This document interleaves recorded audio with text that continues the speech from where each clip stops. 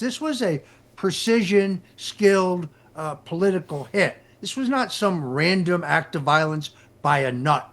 We need to know who, what entities, what people, who's funding this, who's orchestrated this. This has too many resemblances to what happened in Butler, Pennsylvania. The president himself brought that up. I, along with I think every American wants to get to the bottom of who's behind this horrific violence. Oh, I am so glad you went there, Roger, because I think there's more to this story than people are reflecting on in the media right now. And one of the reasons I wanted to discuss this with you is you've literally written books on other political assassinations where there is a lack of transparency. And it almost seems like when an enigmatic figure, when a powerful figure, when a persuasive figure like Charlie Kirk is leading a groundswell in this country, we lose them all too soon.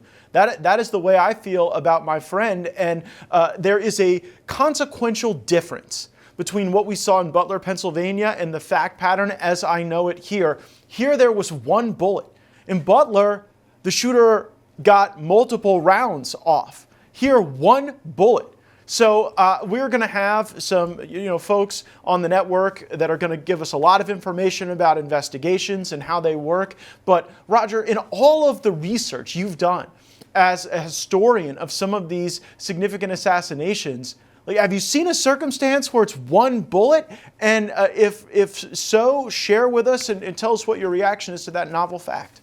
That's precisely why I say this was a precision political assassination. This was a professional hit, directly in the jugular, one bullet, a long rifle, a man from the roof. Does this sound familiar? Now, you're right. In Butler, even though the counter shooter had the would-be assassin in his sights, he waited until he got off 8 rounds before he took him out. That's deeply disturbing. We still don't even have a public report. There is no government report on the attempted assassination of Ronald Reagan. I have a book coming out about that at Christmas. You're going to be shocked when you learn what we don't know about that. But there are too many questions here. Once again, a man from a roof with a long rifle, which means this could have been prevented. That's my real concern. I believe it could have been prevented. This is a political assassination by a much larger organization, and this was done professionally. We need answers. We need answers about Butler. We need answers about West Palm Beach. Our government continues to be silent. I'm just not satisfied with what they've told us. Matt, I don't think you are either. Yeah, absolutely. And neither am I, by the way, Roger.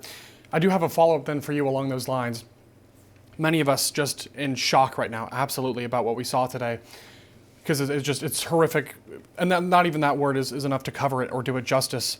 However, many of us are wondering, how did we get to a climate in modern America, politically, socially, where people feel that violence like this, a heinous act of evil, is justifiable to carry out, especially over politics? As we've mentioned in previous news hours here today, we used to have a country where people could disagree and still be respectful, polite.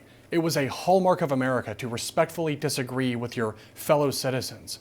Now we see this very disturbing and dark pattern of political violence playing out over politics. And I want to get your insight into how exactly we got here as a country, and more importantly, what we can do to address it. Well, Riley, unfortunately, this is the next logical step, because people who would destroy you, not just beat you in an election, not just defeat you in an election, but destroy you, send you to prison for the rest of your life, destroy your family.